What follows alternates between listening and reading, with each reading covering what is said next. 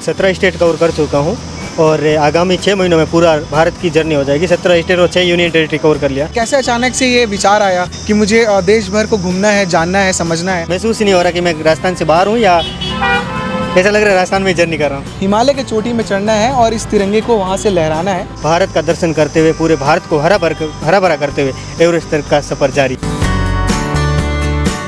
कहते हैं कि अगर आपको देश के बारे में जानना है तो आपको यात्रा अध्ययन करना होगा, यानी कि भ्रमण करना होगा। और उस भ्रमण में अगर आपके साथ कोई संकल्प है, आपके पास कोई मिशन है, तब वो यात्रा सिर्फ यात्रा नहीं रह जाती, वो एक इतिहास दर्ज करने जा रहा होता है वो यात्रा।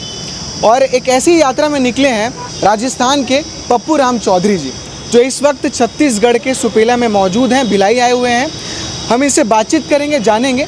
और जैसा कि हमारा देश का जो रिवाज रहा है कि जब कोई मेहमान आता है तो उसकी इज़्ज़त की जाती है, सम्मान दी जाती है, इनका सम्मान किया गया। इनसे तमाम लोग मुखातिब हुए, बातचीत किए कि क्या मिशन लेके निकले हुए हैं, क्या जानकारी है और इस यात्रा के पीछे इनका क्या उद्देश्य है, ये भी समझते हैं।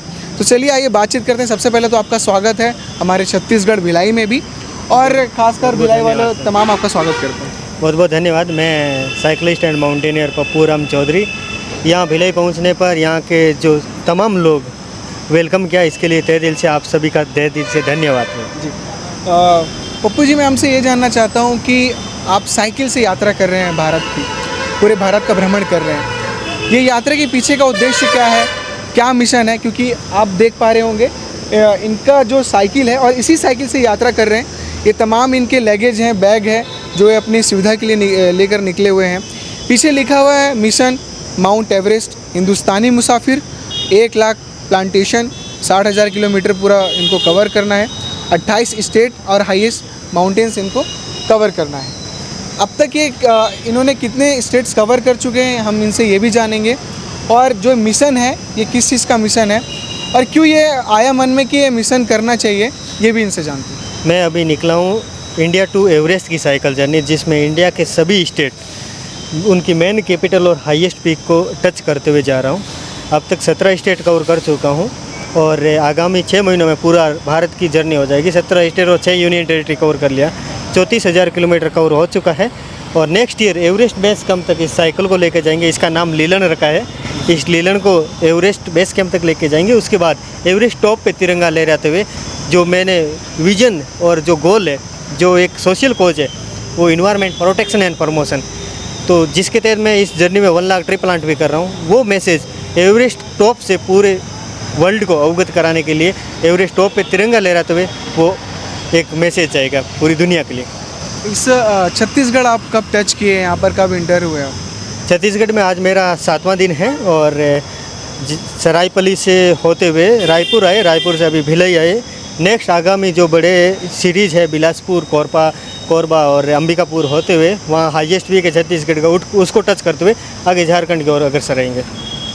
थोड़ा सा आपके बारे में जानना चाहूँगा, आपकी पढ़ाई कहाँ तक हुई है और आप क्या करते हैं, और कैसे अचानक से ये विचार आया कि मुझे देश भर को घूमना है, जानना है, समझना है और पर्यावरण को लेकर लोगों में जागरूकता फैलानी है, कैसे विचार आया? देखो, अपन मुद्दे और बातें तो बड़ी बड़ी कर देते हैं, जब तक धरातल पे उतर के अपन एक्शन नहीं लेते हैं तब तक वो बातें ही रह जाती है और वो जब तक धरातल पे नहीं आया, इसलिए अपने एक्शन लिया। एवरेस्ट के जो मेरा ड्रीम है उसको फुलफिल कर रहा हूँ। साथ ही साथ नेचर अपने मातृभूमि के लिए ये 1 लाख पौधारोपण का टारगेट लिया और पर्यावरण के संदेश के साथ पूरी भारत का दर्शन करते हुए पूरे भारत को हरा भरा करते हुए एवरेस्ट तक का सफ़र जारी है। तो ये प्लांटेशन आप कैसे करते हैं और जागरूकता के लिए आप कहाँ कहाँ जा रहे हैं, किनसे मिलते हैं? अगर आप जिस भी स्टेट में पहुँचते हैं तो कैसे होता है ये सब? स्टेट के मेन हेडक्वार्टर जाते हैं, जहाँ कलेक्टर एसपी उनसे मुलाकात होती है। अलग अलग लोगों के साथ मिल के जो इवेंट के साथ वो प्लांटेशन का कार्यक्रम हो और उनको जागरूकता पैदा करनी हो उनके बीच। साथ ही school, college, university, police station, हर जगह जैसा भी जो प्रोग्राम बन पाता है उस हिसाब से ये जन को ये मैसेज जा रहा है पर्यावरण के प्रति। अब 17 स्टेट अब तक कवर कर चुके हैं। आप जिस भी स्टेट में जा रहे हैं वहाँ पर आपको कैसा लगता है? लोगों से मिलने का मौका मिलता है, अलग अलग लोगों को जानने की एक जर्नी आप तैयार कर रहे हैं, अलग अलग रंग से आप मिलते होंगे, अलग अलग पकवान, तमाम सारी चीज़ें हैं। तो कितना मज़ा आ रहा है इस जर्नी में क्या ये लग रहा है कि बहुत बड़ा टास्क ले लिया हूँ मैं, या फिर बहुत मज़ा आ रहा है आपको? जब अपन पढ़ाई कर रहे हैं, एजुकेशन जब स्टूडेंट लाइफ होती है, उसमें हमें एक ही सुनने मिलता है, सारे जात से अच्छा हिंदुस्तान हमारा। लेकिन ये वर्ड और ये लाइन क्यों बोली है, इसको जब इंडिया टूर के दौरान अपन ने महसूस किया है, क्योंकि अलग अलग प्रांत के लोग, अलग अलग भाषा बोली जाती है, अलग अलग खान पान है, और उनमें जो इंडिया का जब बात आती है इंडिया के ऊपर, तो सारे एकजुट मिलते हैं। तो वो कहीं ना कहीं सही बात बोली कि सारे जात से अच्छा हिंदुस्तान हमारा। जैसे कश्मीर से लगा के कन्याकुमारी हो, इधर गुजरात से अरुणाचल प्रदेश हो, हर जगह एक से बढ़ के एक लोगों की मेहमान नवाजी देखी गई, एक से बढ़ के एक मतलब जो देश के प्रति प्रेम भाव है वो देखने को मिला। साथ ही साथ नेचर के लिए अपनी जान कुर्बान की है, हज़ारों आंदोलन हुए।